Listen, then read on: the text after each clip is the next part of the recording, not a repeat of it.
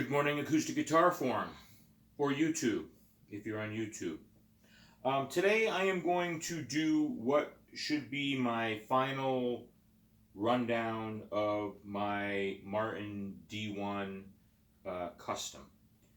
So basically, and I'll try to make this as brief as possible, it's going to be a two-part review, the guitar itself, and then a little bit about the pickup system that I went with at the end.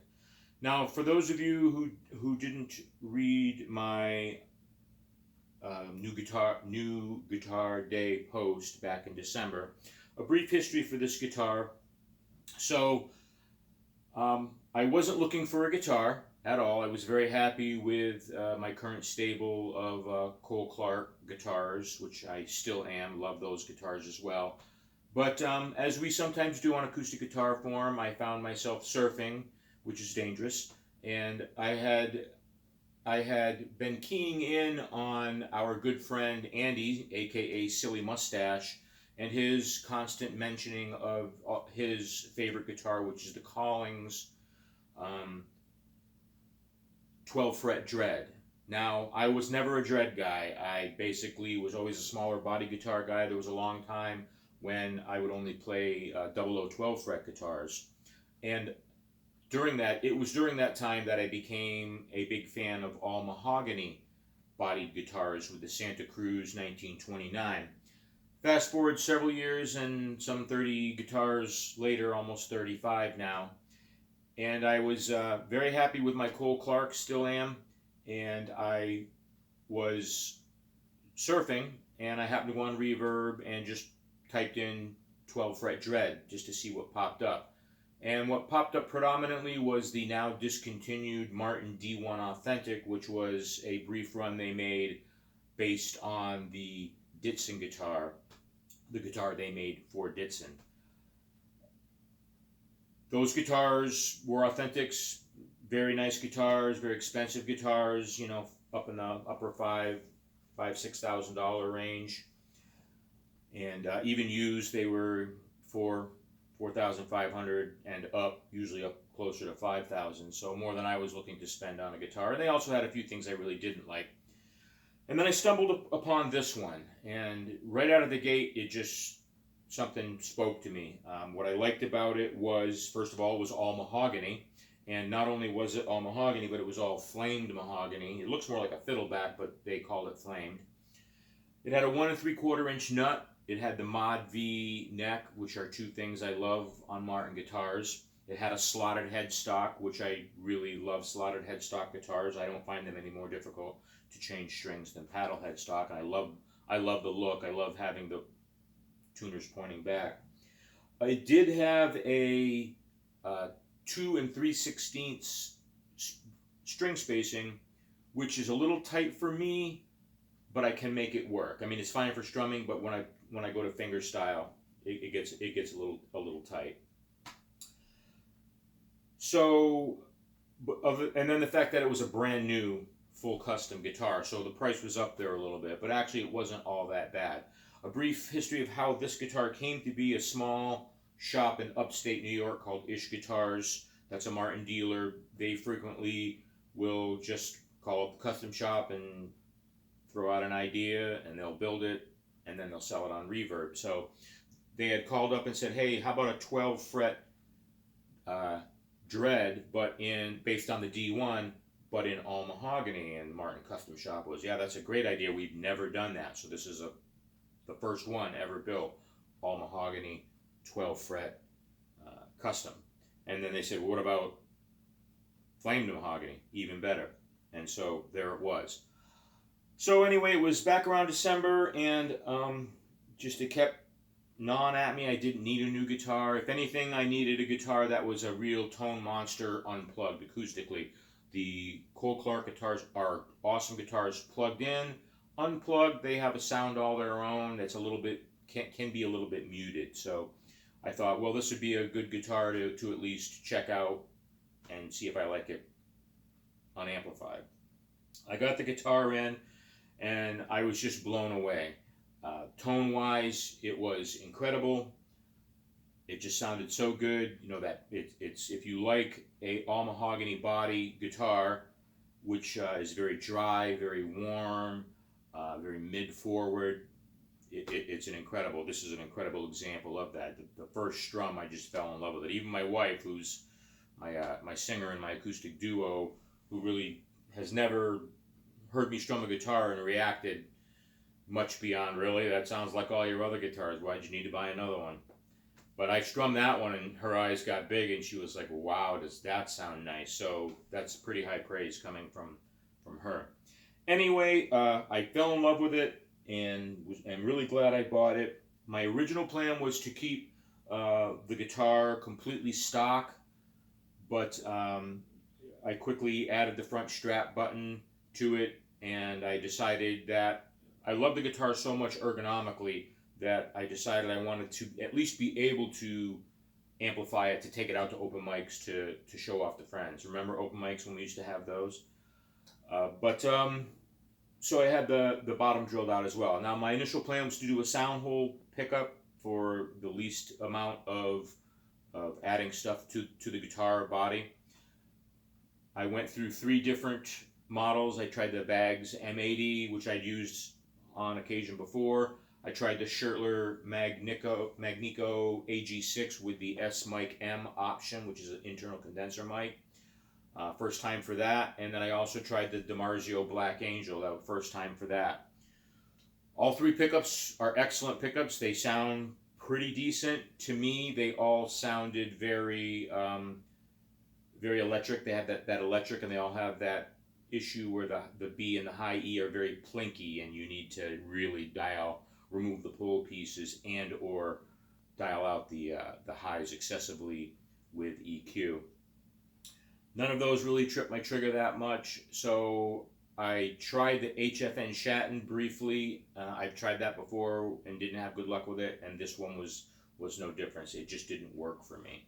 So then, as a last-ditch effort, I tried the K&K Double Helix Solo, and I really like that. I'm going to talk about that a little bit later, though. So the first thing I wanted to do, the other thing I wanted to mention was the bridge spacing. I'm sorry, the saddle spacing, string spacing, is actually 2 1/4, which is my preferred. It's not 2 3/16, and I know this because when I first started playing it, it's like, this doesn't seem, I don't feel tight like a 2 3/16, and just the other day I finally took a ruler out and measured it, and sure as heck it's 2 1/4. So that's a mistake on the paperwork from Martin Custom Shop, but a good one for me. So ergonomically, this guitar fits perfectly. I was never a dread guy. I always played smaller bodied guitars, but I always play standing up, even when I practice, so it really doesn't matter for me. The other thing that I sometimes don't like is a long scale, but because this is a 12 fret body and the strap gets pushed out farther, it plays like a short scale guitar. It hangs on my body like a short scale guitar. So this guitar literally ticks all the boxes for me. Looks, tone, ergonomics, everything. It's perfect. So what I want to do is I want to do a quick acoustic demo. Again, I'm just going to play some chords, both strummed and fingerstyle, and I'm going to step up a little closer to the camera. So I'm just recording on my Samsung Note 8. So what you're going to hear is affected by the way a cell phone does that. So it's not quite as deep, etc. But you get at least a little bit of an idea. So here we go.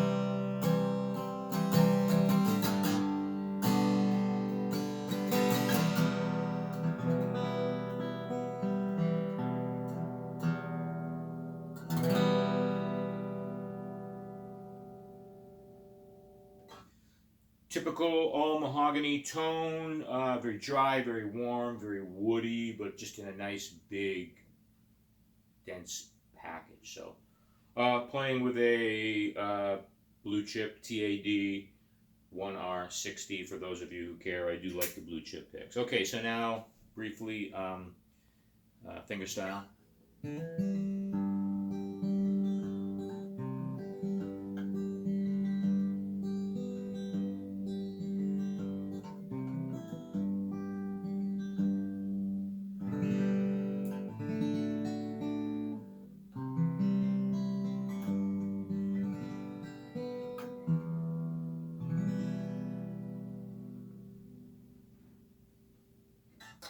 So yeah, sounds really nice, both strummed and fingerstyle, unamplified. Just a beautiful, very over-the-top mahogany sound, which I really like. Other things I did besides drilling out and adding the pickup and adding the Planet Waves um, strap buttons, which I really enjoy. The last piece of the puzzle, and I just added this uh, yesterday actually, is I bought some nice Bob Colossi uh, bone bridge pins, and I got the really nice. Hopefully that's focused on there. I got the really nice vintage stained ones to give them kind of an aged look. And that really kind of just completes the guitar aesthetically. Aesthetically, it's a beautiful guitar.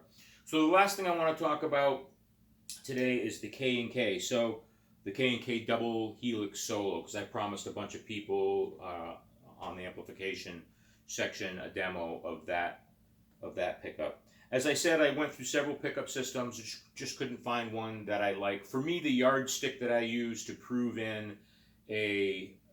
whether or not a guitar and its pickup system are worthy is how good of a tone I can get going straight into the Bose S1.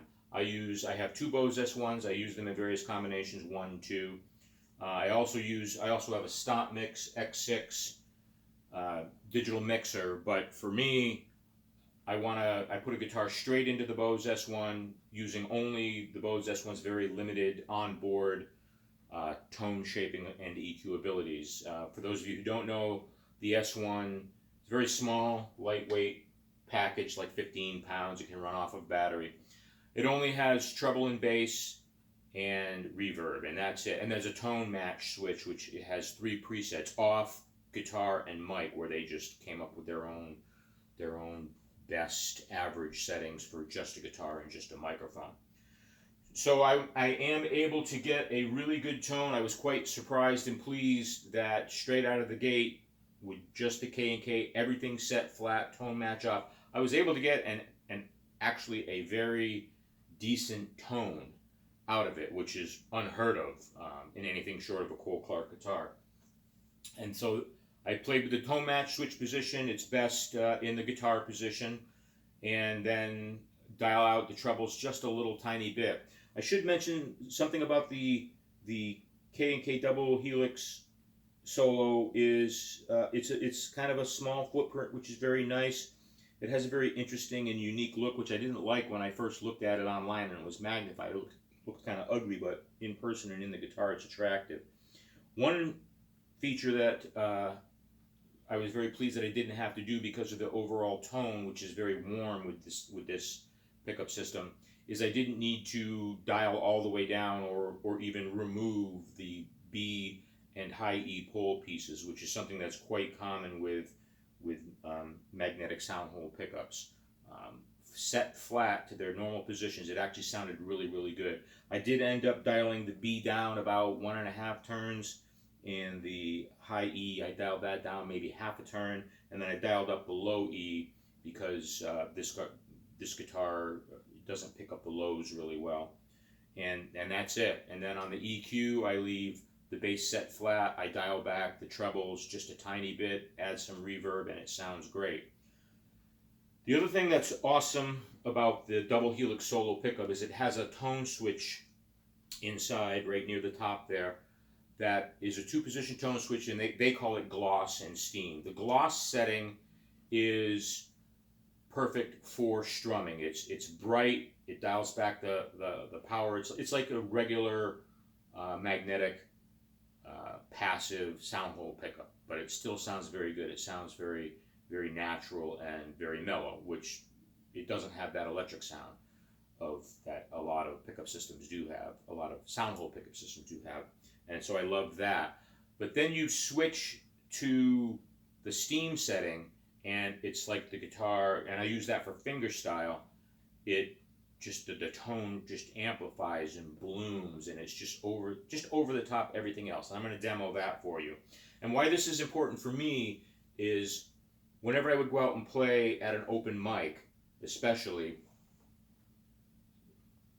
sound systems are always dialed in for strumming. Most people are up there strumming with a pick. That's what it's set up for. And anytime I went up and would start to play fingerstyle, it would be very muddy and bassy and prone to feedback. I don't have that with this. In the gloss position, it's definitely a little muted and muddy. But the second I hit it to steam, it just blooms. So I'm going to demo that for you real quick too. So I'm all hooked up here. So this is going to be quite a bit louder, obviously, and then, again, recording to a cell phone, so take everything with a grain of salt that you hear. You're not going to hear a really good representation. It'll sound better if you're listening on nice headphones. So, anyway, this is played with a pick in the gloss position.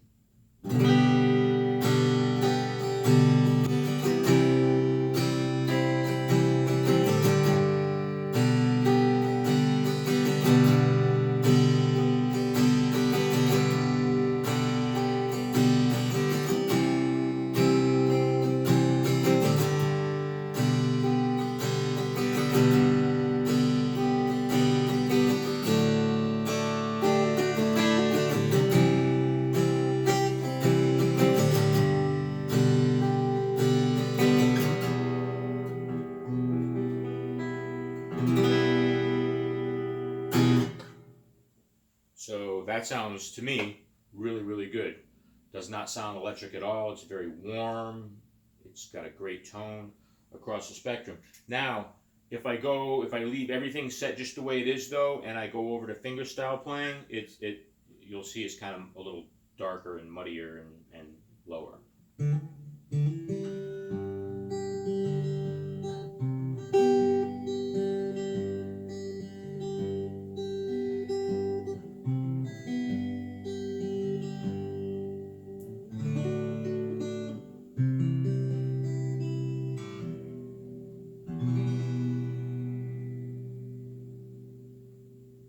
So not bad, but not great. Now listen to this.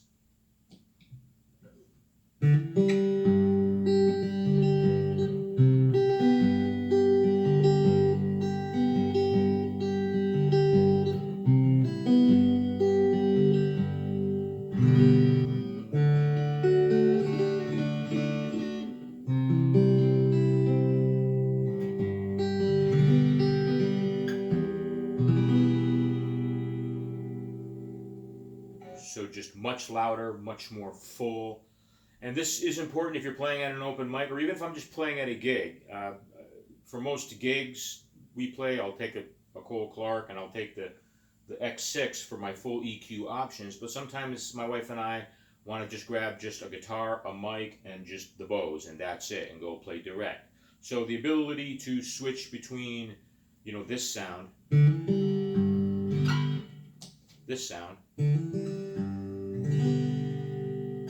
this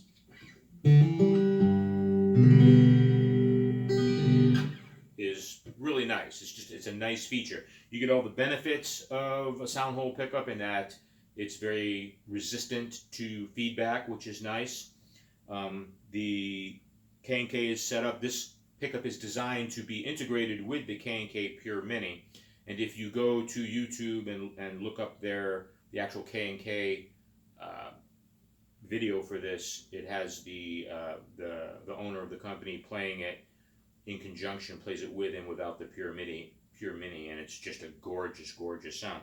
It's a relatively affordable pickup. Street, I think, retails for $220 something, and street price, I think I paid like $159 on Reverb, which isn't bad at all. It's completely passive, no battery, so there's no worry about losing power.